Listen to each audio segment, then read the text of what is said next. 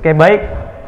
Sebelum saya lakukan hipnoterapi, karena sesuai dengan tema kita pada malam hari ini, yaitu dengan kekuatan pikiran, prasangka, dan perbuatan positif, kita raih kehidupan yang berkah.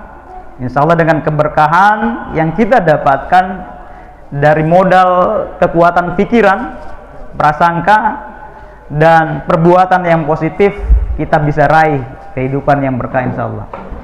Nah, makanya itu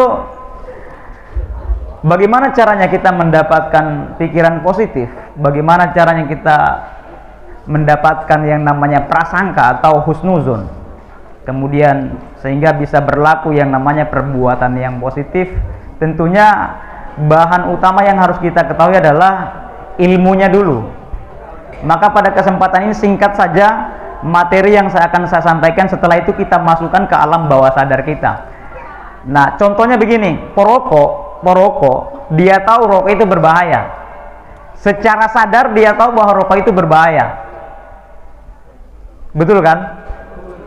Hanya saja kesadaran itu belum masuk ke alam bawah sadar, sehingga terus dihisap. Kesadaran itu belum masuk ke alam bawah sadar. Semua manusia tahu bahwa perbuatan mencuri, apalagi hal-hal yang negatif, dia tahu bahwa itu salah. Semua yang berbuat salah, dia tahu bahwa itu salah. Dia tahu bahwa dia itu berdosa. Hanya saja masih di alam sadarnya, belum masuk ke alam bawah sadarnya. Kehidupan yang berkah tidak akan kita dapat manakala semua ilmu yang kita dapatkan tidak masuk ke alam bawah sadar kita. Baik, ini adalah magnet keberuntungan. Semua orang inginkan keberuntungan dalam hidupnya. Magnet itu terdiri dari dua kutub, Bapak Ibu sekalian. Ada yang kutub utara sama kutub selatan. Ada yang menolak, ada juga yang menarik. Nah, kalau misalnya sekalipun kita ada yang begini, saya selalu berdoa sama Allah, saya selalu berdoa sama Tuhan, saya selalu berbuat baik, tapi kenapa karena gini lo Inggris itu soe terus kehidupan. Soe terus ini selalu gagal terus usahanya, gagal terus.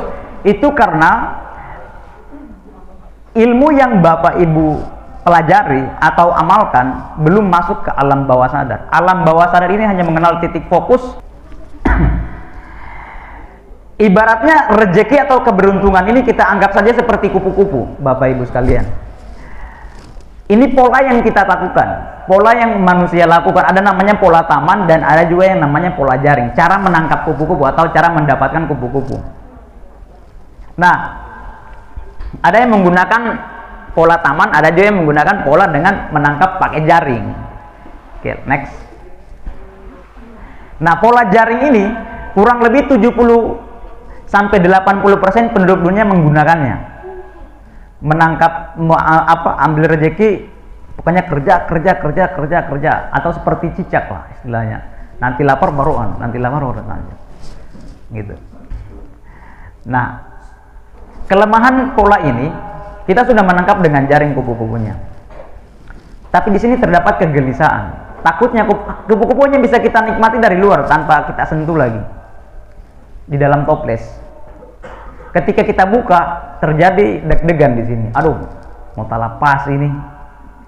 Nah, sehingga ada orang yang dapat harta tapi tidak tenang jiwanya.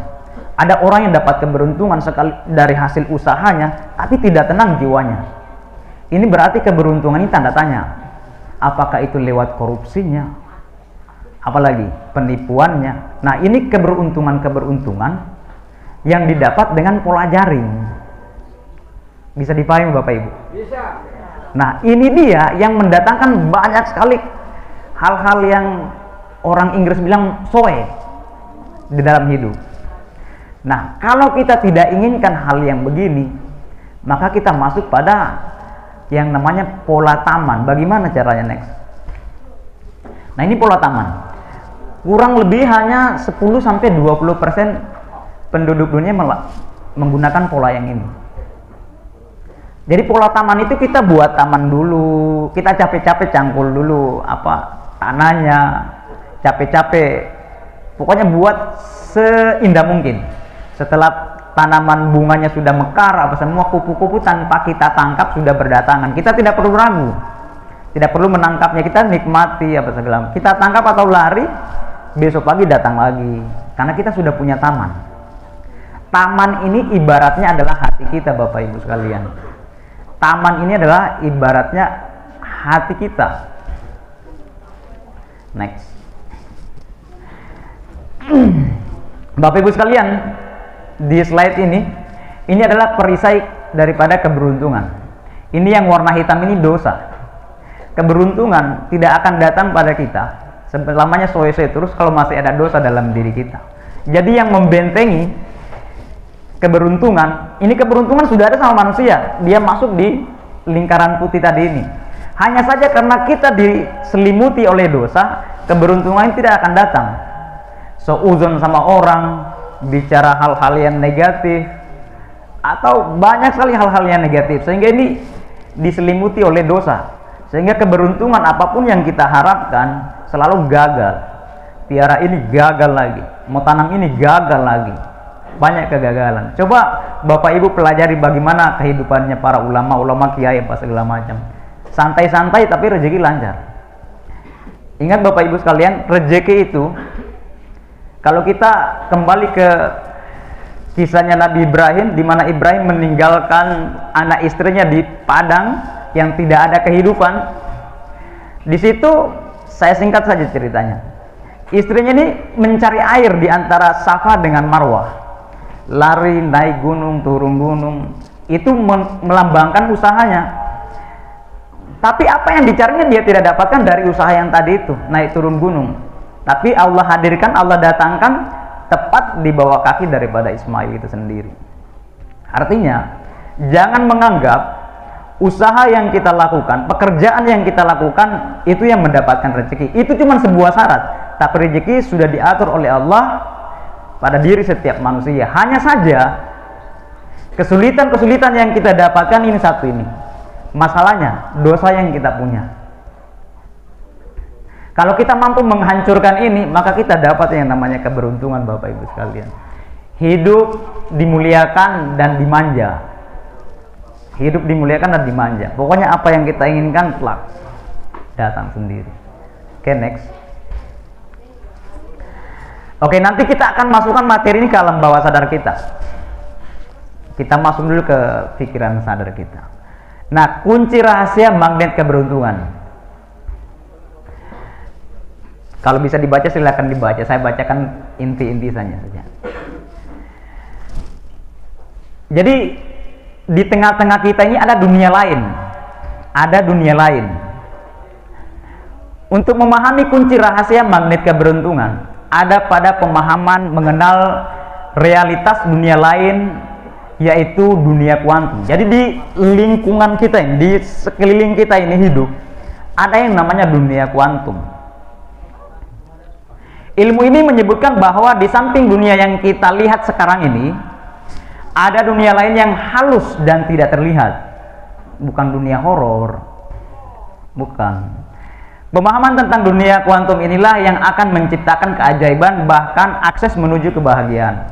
Oke, kita akan masuk pada penjelasan dunia kuantum. Next. Nah, ini dunia kuantum. Di bagian yang banyak warnanya ini adalah dunia realitas atau dunia nyata. Di dalam sini, di bagian bawah adalah dunia kuantum. Di alam nyata, mungkin saya dengan Bapak Kepala Desa tidak saling kenal. Tapi kalau di alam kuantum, semua manusia, siapapun dia, mau orang Amerika, mau orang Korea, mau siapa saja, kita satu dan saling terhubung. Kita satu dan saling terhubung.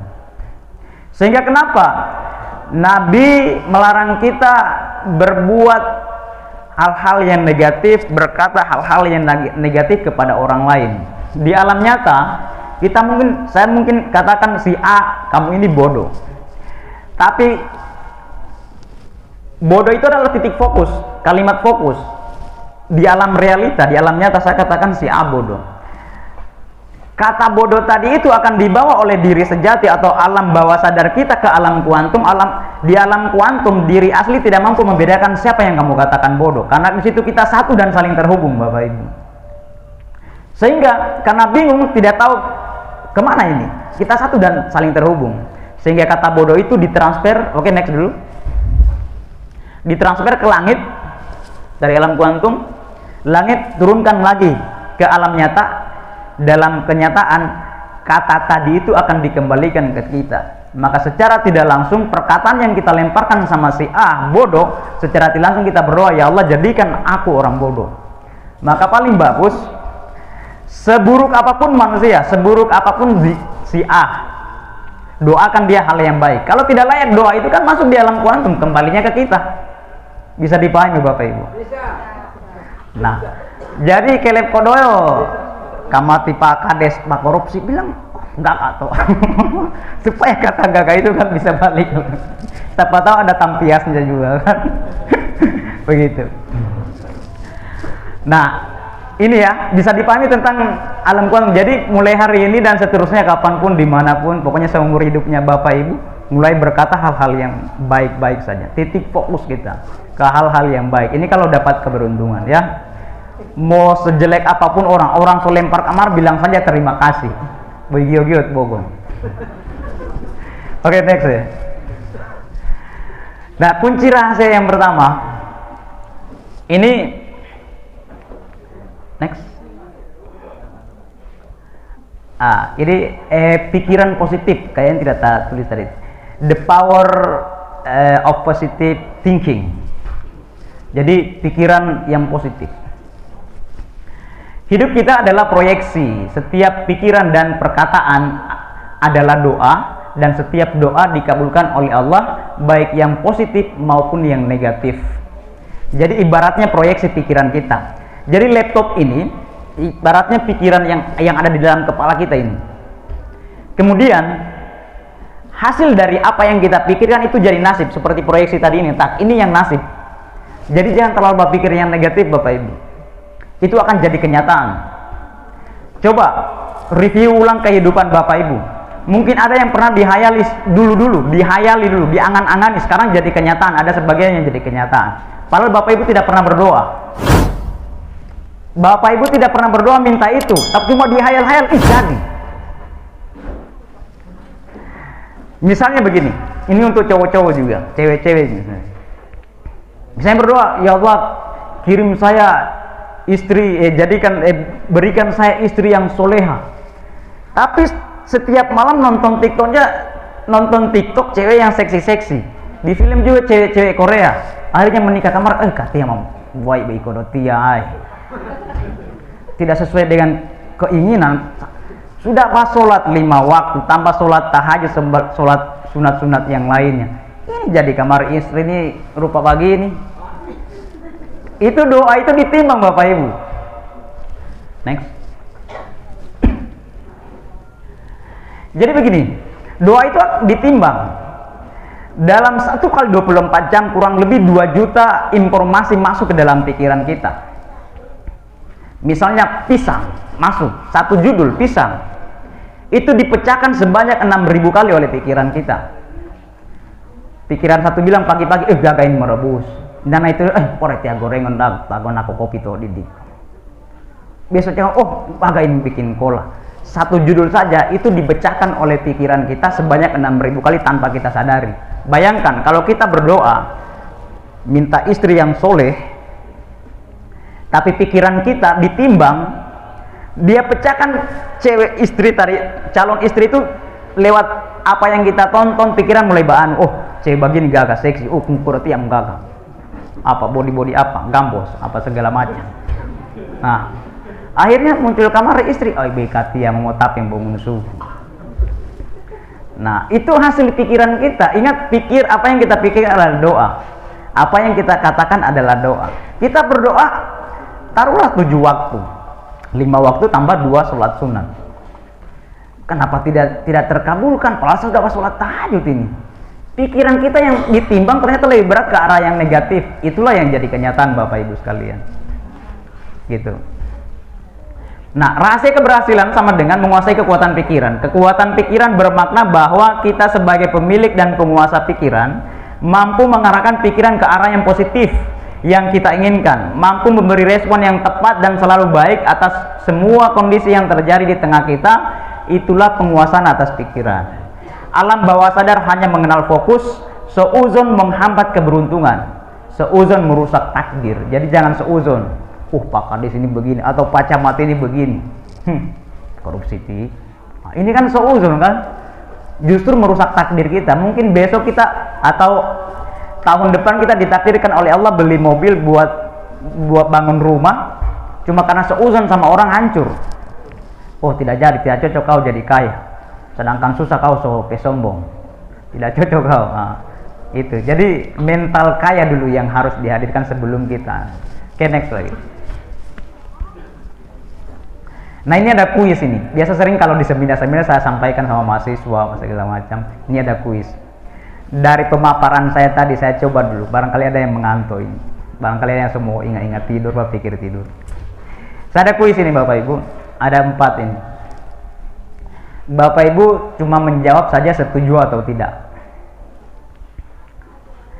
Tidak mungkin semua orang kaya. Pasti ada orang miskin. Setuju atau tidak? Setuju. Setuju atau tidak? Setuju.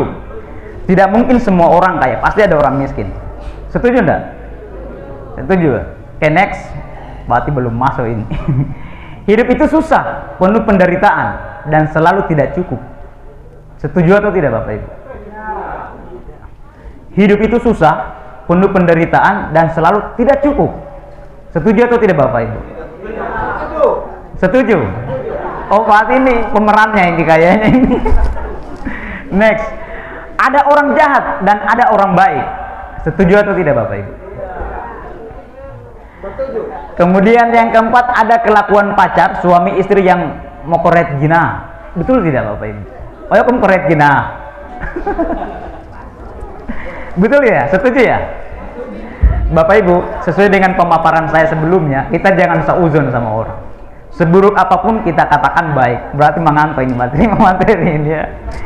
Ingat, kalau kita menginginkan hal yang baik di hari-hari yang akan datang, maka hapuskan kata yang negatif. Miskin ini sebenarnya dalam Al-Quran itu tidak ada diberikan oleh Allah sama manusia. Allah itu memberikan kekayaan dan apa? Dalam Al-Quran itu, dan kecukupan. Tidak ada miskin di situ. Miskin itu tergantung pikiran kita Bapak Ibu. Ya. Hidup susah, penuh penderitaan. Ya kalau derita ya derita terus, susah terus. Selalu bersyukur. Paspornya begini. Barang siapa yang mensyukur nikmatku, maka akan kutambah nikmatnya itu. Sekecil apapun jangan menganggap diri susah. Pokoknya syaratnya bersyukur dulu.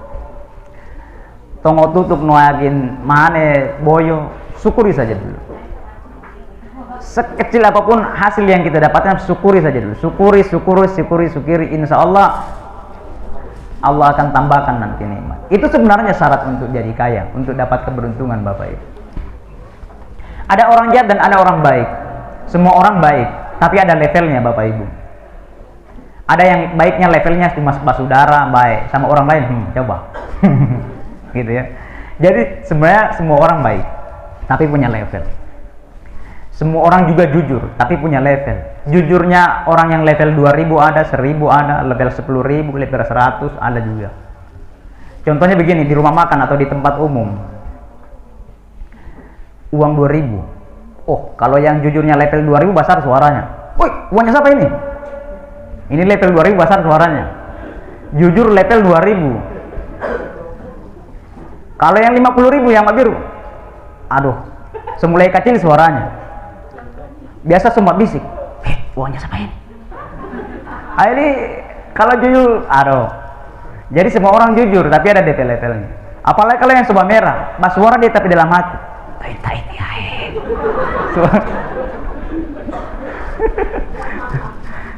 Tapi kayaknya di sini tidak ada yang begitu. Yang jujurnya level 2000. Sekarang sudah naik harga bensin Bapak Ibu. Jadi kasih naik lagi level kejujurannya. Oke, next.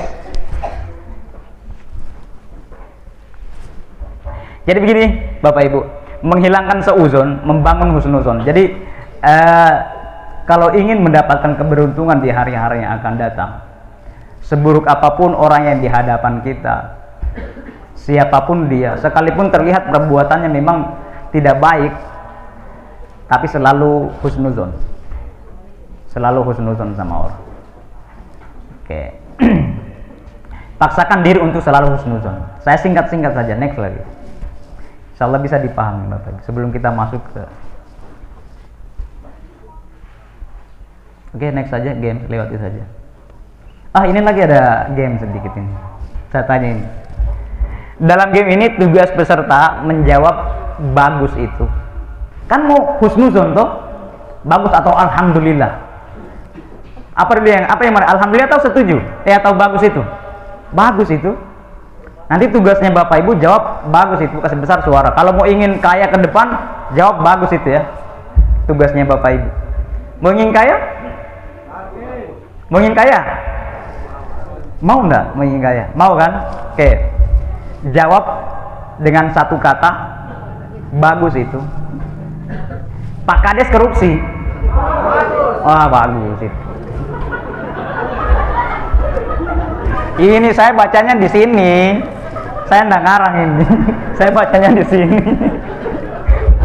Mohon maaf Pak Kades. Next. Barang berharga diambil orang. Oh, bagus. Istri selingkuh. Oh, bagus. Mau ganti ulang. Suami selingkuh. Ibu-ibu jawab dulu, ibu-ibu. Suami poligami, ini yang bagus kayak kalau menurut saya. Bagus. Nah, jadi begini Bapak Ibu. Kenapa kita jawab bagus itu? Artinya setiap ada kejadian yang negatif menimpa diri kita, kita jawab alhamdulillah atau bagus itu. Supaya pikiran kita mencari apa yang positif di balik kejadian ini, apa yang baik sebenarnya. Kira-kira apa bagusnya Pak Kades korupsi?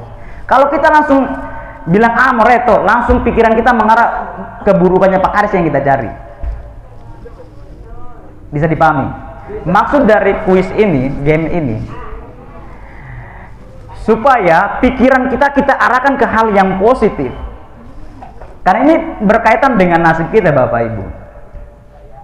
Kalau ingin mendapatkan nasib yang baik, keberuntungan yang akan datang, maka arahkan pikiran kita ke hal-hal yang positif.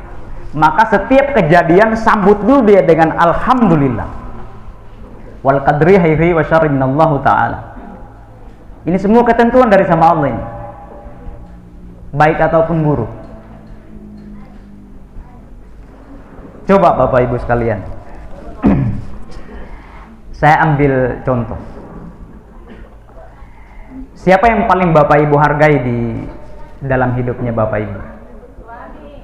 Suami atau pokoknya presiden atau siapalah, atau taruhlah presiden lah, presiden misalnya.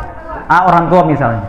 Tiba-tiba Bapak Ibu misalnya dalam berjalan ada mobil yang tertutup semua kacanya, Bapak Ibu disambar sama mobil itu, dalam perasaan saya pukulin orang di mobil. Setelah mau pukul, mau sana bapak pukul, buka kamar kaca, ternyata orang tua sendiri. Jadi marah atau tidak Bapak Ibu sekalian? Jadi marah atau tidak? Tidak jadi kan?